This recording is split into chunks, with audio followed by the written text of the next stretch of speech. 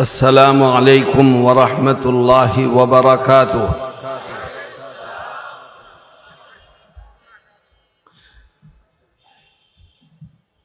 الحمد للہ رب العالمین والصلاة والسلام علی سیدنا محمد وعلی آلہ وصحبہ اجمعین، اما بعد، قال النبي صلى الله عليه وسلم: من أكل طيبا وعمل في سنة وأمن الناس بوائقه دخل الجنة، أو كما قال صلى الله عليه وسلم۔ حضرات علماء کرام، معزز حاضرین اور نوجوان ساتھیوں، اللہ رب العزت کا یہ فضل و کرم اور اس کا احسان ہے کہ اس نے ہم کو اور آپ کو ایمان کی دولت سے مالا مال فرمایا۔ اللہ کا شکر ادا کرو اور دعا کرو کہ اللہ ہمیں ایمان پر زندہ رہنے کی توفیق دے اور ایمان پر ہی موت نصیب فرمائے۔ میرے دوستوں اور ساتھیوں، ہم میں سے ہر ایک کو ایک دن مرنا ہے، دنیا سے جانا ہے، ایک دن ختم ہو جانا ہے۔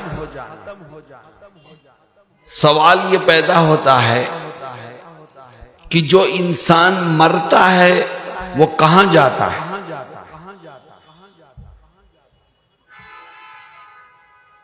دنیا میں بہت سے مذہب ہیں اور ہر ایک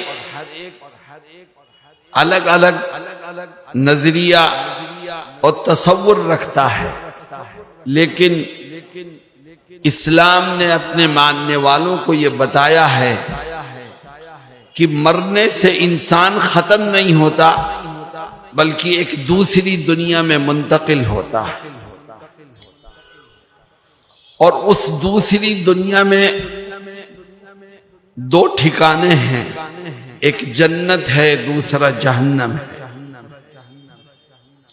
اور عجیب بات یہ ہے کہ جتنے ہم لوگ یہاں بیٹھے ہیں یا جتنے مانش دنیا میں ہیں، ہر ایک کی دو سیٹیں ہیں اللہ کے ہاں، ہر ایک آدمی کی، ایک جنت میں ہے، ایک جہنم میں۔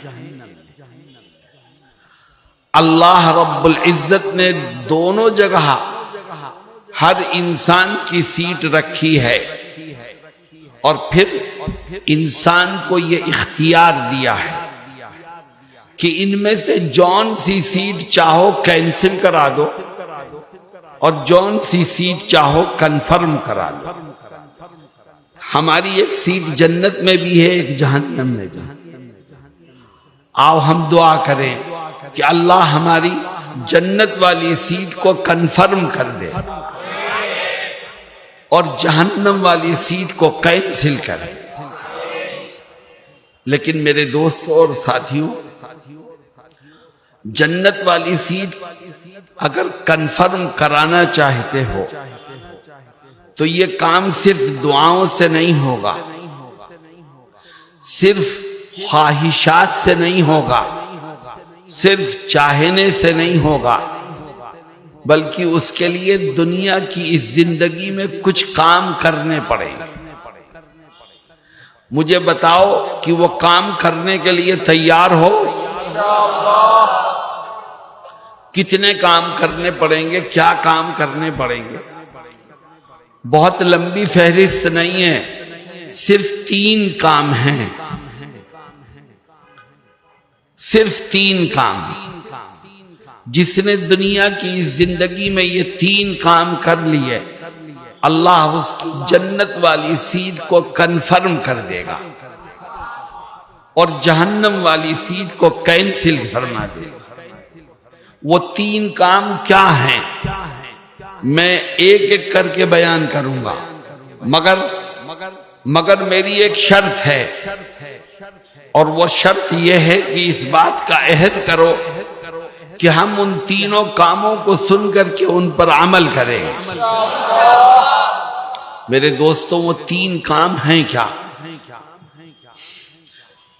نماز، روزہ، حج، زکوٰۃ، اس کا تذکرہ نہیں ہے۔ کیوں؟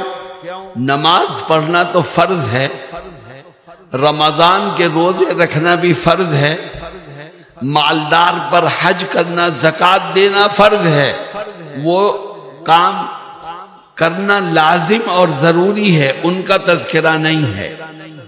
اگر تم چاہتے ہو کہ خدا جنت والی سیٹ کو کنفرم کر دے اور جہنم والی سیٹ کو کینسل کر دے تو نماز، روزہ، حج، زکوٰۃ کے ساتھ ساتھ تین کام اور کرو۔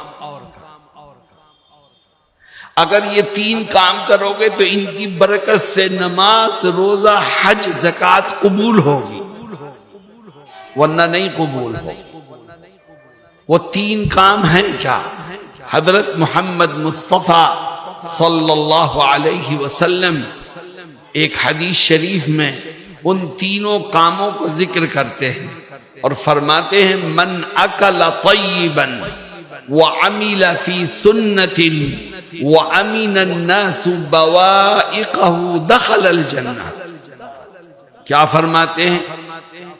کہتے ہیں کہ اگر تم یہ چاہتے ہو کہ اللہ تمہاری جنت والی سیٹ کو کنفرم کر دے اور جہنم والی سیٹ کو کینسل کر دے تو نماز، روزہ، حج، زکوٰۃ کے ساتھ ساتھ تین کام اور کرو۔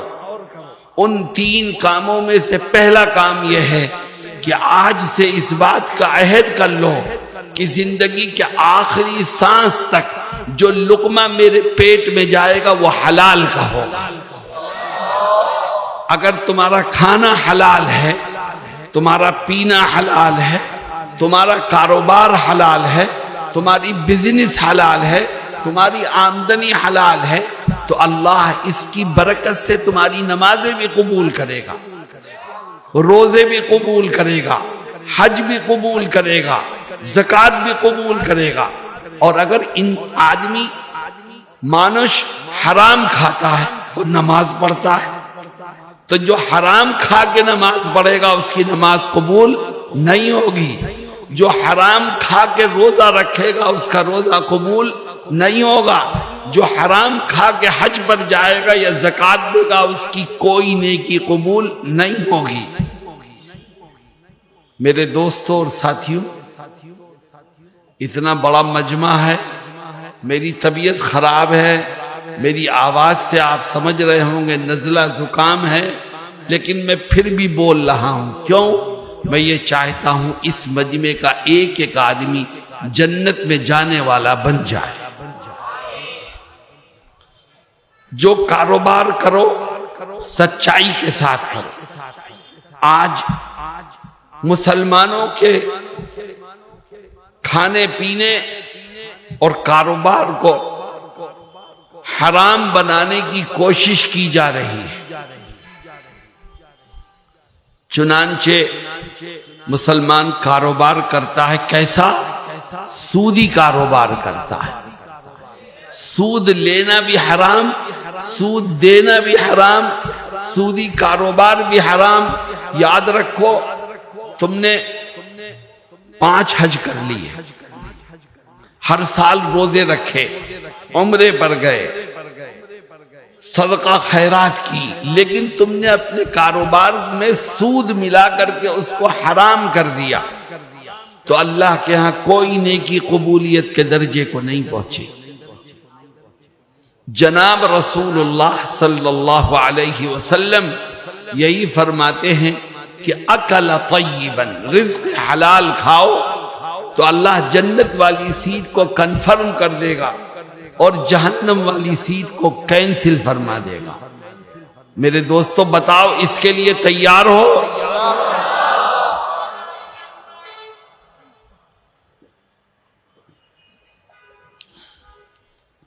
آج بہت سے مسلمان مسجد سے دور ہو رہے ہیں، نمازوں سے دور ہو رہے ہیں، عبادت سے دور ہو رہے ہیں۔ کیوں؟ اس لیے کہ جو لقمہ پیٹ میں جا رہا ہے وہ حرام کا ہے، اس لیے خدا کی عبادت سے اس کو نفرت ہو جاتی ہے۔ میرے دوستوں اور ساتھیوں، تھوڑا کماؤ مگر حلال کا کماؤ تو اللہ اس تھوڑے میں بھی برکت عطا فرمائے گا، اور اگر تم زیادہ کماؤ گے مگر حرام کا ہوگا تو یاد رکھو وہ برکت سے خالی ہوگا۔ میں ہندوستان میں ایک جگہ بیان کر رہا تھا اور میں نے کہا کہ تھوڑا کماؤ حلال کا تو خدا اس میں برکت دے گا۔ تو ایک ساتھی نے مجھ سے پوچھا کہ مولانا آپ یہ کہتے ہیں کہ رزق حلال میں برکت ہوگی، تو کیا مطلب؟ میں 1000 ٹکا حلال کا کما کے لایا، میں اپنے رات میں اس کو اپنے تکیے کے نیچے رکھوں گا تو برکت ہوگی؟ کیا مطلب صبح کو وہ یہ 1100 بن جائے گا کیا؟ برکت کا کیا مطلب؟ یہ 1200 ہو جائے گا کیا؟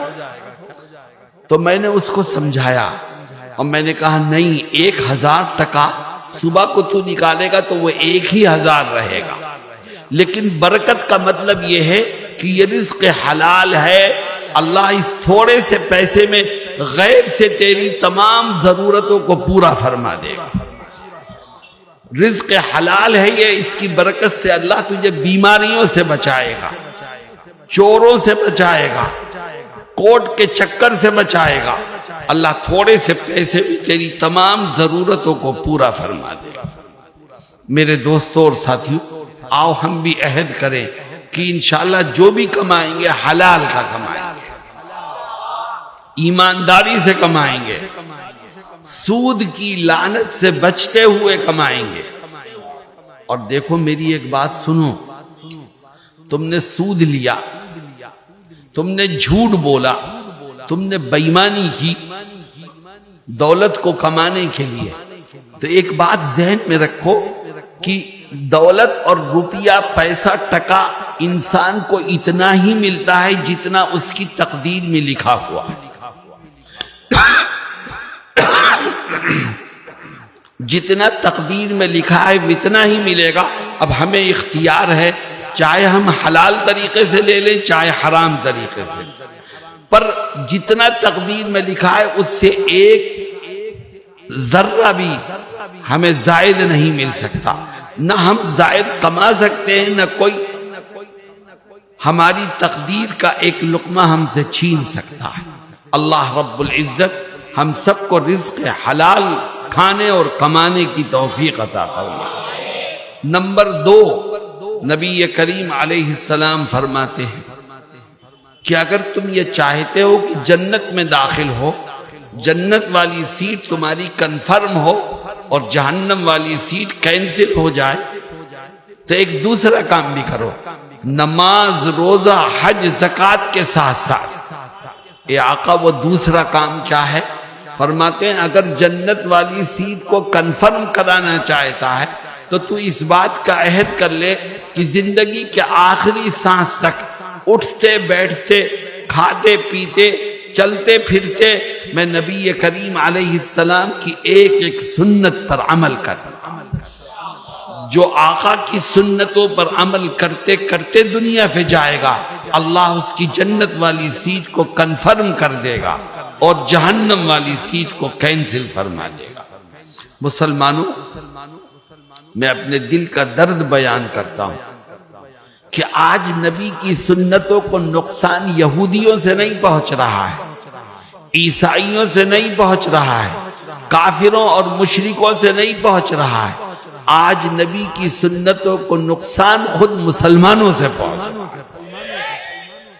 مسلمان نبی کا نام لیتا ہے لیکن نبی کی سنت پر عمل کرنے سے دور بھاگتا ہے اور دوسروں کے طریقے کو اپناتے ہیں۔ کچھ ساتھی یہاں پر بھی مجھے دکھ رہے ہیں جن کے چہروں پر داڑھیاں نہیں ہیں، ہم نے کن کی نقل اتار کے اپنی نبی کی سنت کو کھرچ کے نالی میں بہایا ہے؟ کس کی نقل اتاری ہے؟ یہودیوں کی، اللہ کے دشمنوں کی، نبی کو برا بھلا کہنے والوں کی نقل اتارتے ہو تو بتاؤ کل میدان محشر میں نبی کا سامنا کیسے کرو؟ آج جن کے جیب میں چند ٹکے آ جاتے ہیں وہ شادی بیاہ کے موقع پر نبی کی سنتوں کو بھول جاتے ہیں، اور علماء جن کے پاس پیسے ہیں وہ بھی شادی کے موقع پر وہ تمام خرافات کرتے ہیں جو ایک جاہل کرتا ہے۔ کیوں؟ پیسے ہیں اس کے پاس، اس لیے سنتوں کی کوئی حیثیت نہیں، جبکہ جناب رسول اللہ صلی اللہ علیہ وسلم فرماتے ہیں اعظم النکاح برکتاً ایسرہ مؤونتاً، سب سے بابرکت شادی وہ ہے جس میں کم سے کم خرچ کیا جائے، جو سادگی سے مکمل کی جائے۔ میرے دوستوں اور ساتھیوں، نبی کی سنتوں پر عمل کرو، اور آج رات میں سونے سے پہلے میری ایک بات کو دھیان سے سنو۔ آج رات بستر پر پہنچنے کے بعد سونے سے پہلے سوچو کہ صبح سے لے کے رات تک کتنی سنتیں ہیں جو ہم سے چھوٹی ہیں۔ غور کرو کون کون سی سنت ہم سے چھوٹی۔ ہم صبح کو اٹھے تو ہم نے اٹھنے والی دعا پڑھی کہ نہیں پڑھی؟ ہم جب بیت الخلا میں گئے تو ہم نے سنت کے مطابق کون سا پیر پہلے رکھا، کون سا بعد میں رکھا؟ بیت الخلا میں جانے کی دعا پڑھی کہ نہیں پڑھی؟ باہر نکلے تو کون سا پیر پہلے نکالا، سنت کے مطابق نکلے کہ نہیں نکلے؟ دعا پڑھی؟ ایک ایک چیز کو تلاش کرو کہ کون کون سی سنت چھوٹی ہے۔ جب تم غور کرو گے تو خدا تمہاری مدد کرے، اور جب یاد آ جائے کہ یہ چھوٹی یہ چھوٹی یہ چھوٹی تو اپنے رب سے کہو کہ اے خدا آج تک تو سنتیں چھوٹی ہیں، میں توبہ کرتا ہوں اور وعدہ کرتا ہوں کہ انشاءاللہ آئندہ یہ سنتیں نہیں چھوٹیں گی۔ کیوں؟ اس لیے کہ مجھے جنت میں اپنی سیٹ کنفرم کرانی۔ کیوں؟ اس لیے کہ مجھے جہنم والی سیٹ کو کینسل کرانی۔ کیوں بھائی؟ اس پر عمل کرو گے انشاءاللہ۔ آخری چیز، جناب رسول اللہ صلی اللہ علیہ وسلم فرماتے ہیں من اکل طیبا وعمل فی سنت وامن الناس بوائقہ دخل الجنہ۔ فرماتے ہیں اگر تم یہ چاہتے ہو کہ جنت والی سیٹ کنفرم ہو جائے اور جہنم والی سیٹ کینسل ہو جائے تو نماز، روزہ، حج، زکوٰۃ کے ساتھ ساتھ 3 کام اور کرو۔ ان 3 کاموں میں سے تیسرا کام فرماتے ہیں کہ اگر جنت والی سیٹ کنفرم کرانا چاہتا ہے اور جہنم والی کو کینسل کرانا چاہتا ہے تو اس بات کا عہد کر لے کہ زندگی کے آخری سانس تک اپنی زبان سے، اپنے ہاتھ سے، اپنے عمل سے کسی کو ناحق کوئی تکلیف نہیں پہنچاؤ۔ اللہ کے بندوں کو دکھ دینے سے بچ، کسی کو پریشان مت کر۔ تو اللہ کے بندوں کو پریشان کرنے اور تکلیف میں مبتلا کرنے سے بچے گا تو اللہ تیری جنت والی سیٹ کو کنفرم کر دے۔ تو نمازیں بھی پڑھتا ہے، روزے بھی رکھتا ہے، زکوٰۃ بھی دیتا ہے، حج بھی کرتا ہے، لیکن تیری زبان سے لوگوں کو تکلیف پہنچتی ہے، تیرے ہاتھ سے لوگوں کو تکلیف پہنچتی ہے، تو ہر ایک کی غیبت کرتا ہے، کسی کے بارے میں جو منہ میں آتا ہے کہہ دیتا ہے۔ یاد رکھ تیرا رب تیرے ہر عمل کو دیکھ رہا ہے۔ اگر تو اپنی ذات سے کسی کو ناحق پریشان کرے گا، تکلیف پہنچائے گا تو تیری جنت والی سیٹ کنفرم نہیں ہو پائے گی اور جہنم والی سیٹ کینسل نہیں ہو پائے گی۔ میرے دوستوں اور ساتھیوں، جناب رسول اللہ صلی اللہ علیہ وسلم کی یہ حدیث ہماری آنکھوں کو کھولنے کے لیے کافی ہے۔ آج ہم آپس میں ایک دوسرے سے جھگڑ رہے ہیں، اختلافات ہیں، نفرتیں ہیں، ایک دوسرے کو تکلیف پہنچا کر ہمیں خوشی محسوس ہوتی ہے۔ بتاؤ جو اپنے ساتھی کو تکلیف پہنچا کے خوش ہو وہ جنت کا مستحق کیسے بن سکتا ہے؟ اللہ رب العزت ہم سب کو نیک اعمال کی توفیق عطا فرمائے، اور یہ جو تین اچھائیاں جناب رسول اللہ صلی اللہ علیہ وسلم نے ذکر فرمائی ہیں ان کو اپنانے میں ہماری مدد فرمائے، اور ہمیں کہنے اور سننے سے زیادہ عمل کی توفیق سے مالا مال فرمائے۔ وآخر دعوانا ان الحمد للہ رب